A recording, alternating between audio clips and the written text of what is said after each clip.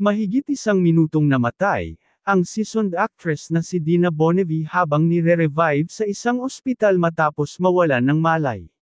Si Dina Bonnevie ay dating asawa ni Bossing Vic Soto at biniyayaan sila ng 2 anak, na sina Danica Soto at Oyo Boy Soto.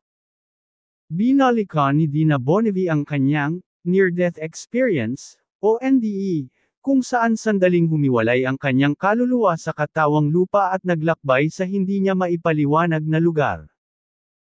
Ayon sa isang health website, ang NDE ay isang kakaibang pangyayari na nararanasan ng taong nasa bingit ng kamatayan, typically an out-of-body experience or a vision of a tunnel of light. Sa latest vlog ng kapwa niya veteran star na si Ami Austria, ikinwento ni Miss Dina ang naging eksena sa buhay niya nang maging clinically dead, habang nakakonfine sa ospital.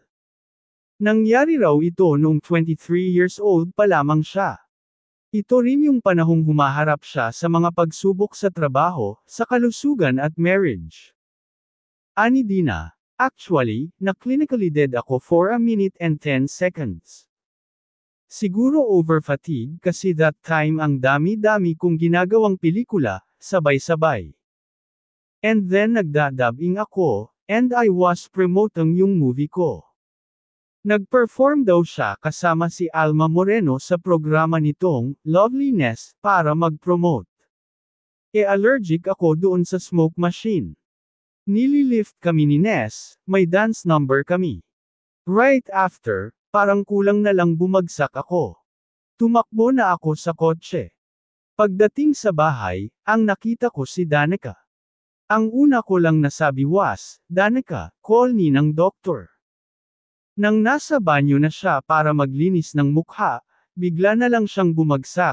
Long story short, tinakbo ako sa ospital. Going to the hospital pa lang, wala na akong makita. Blinded na yung vision ko, kasi hirap na akong huminga.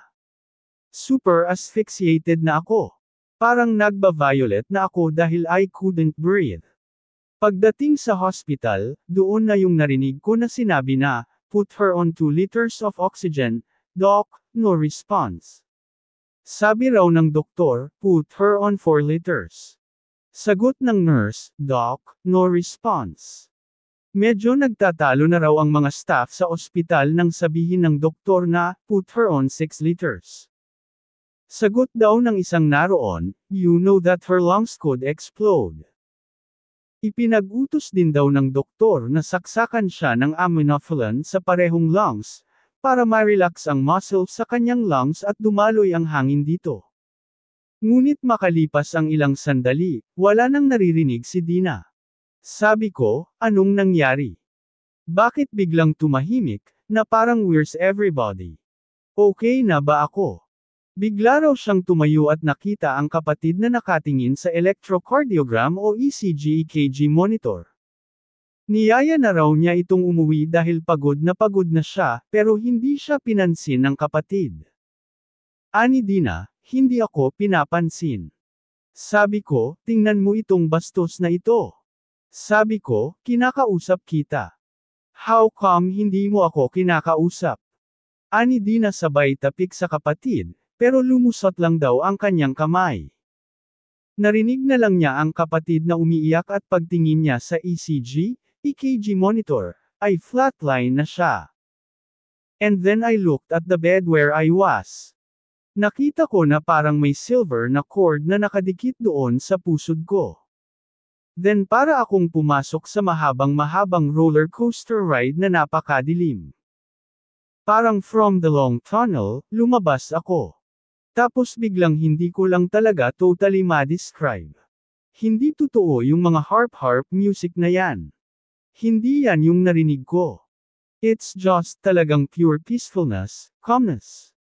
Yun talagang parang totally na-uplift ako, na parang, wow, ang sarap ng feeling na ito. Parang ganoon yung feeling, aniya. Hindi raw niya alam kung nasaan siya, biglang may malakas na ilaw na pumunta sa akin. Sabi ko, ano iyon? I can't see.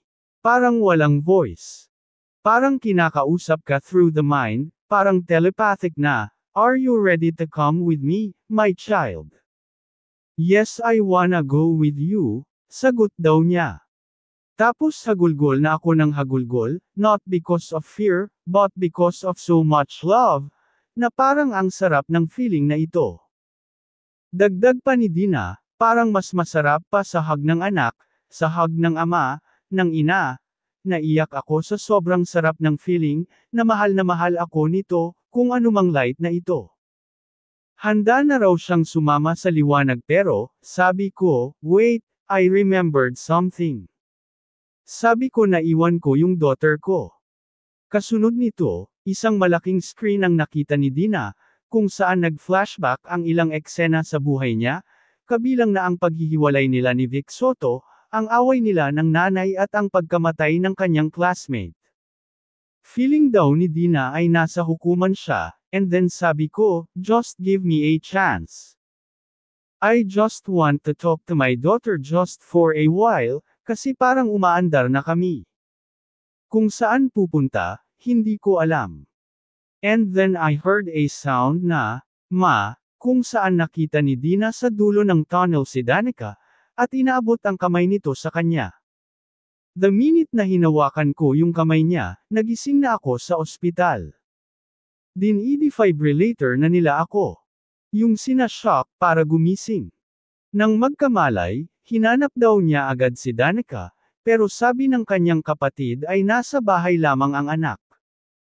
Ikinwento ni Dina sa kapatid ang naranasang NDE, pero hindi siya pinaniwalaan kaya sabi niya sa sarili, sabi ko na nga ba eh.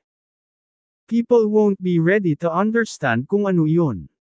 Ani Dina, lahat tayo meron tayong purpose kung bakit tayo nabubuhay sa mundo, pero kailangan nating i-fulfill yung purpose na iyon, kailangan nating gawin.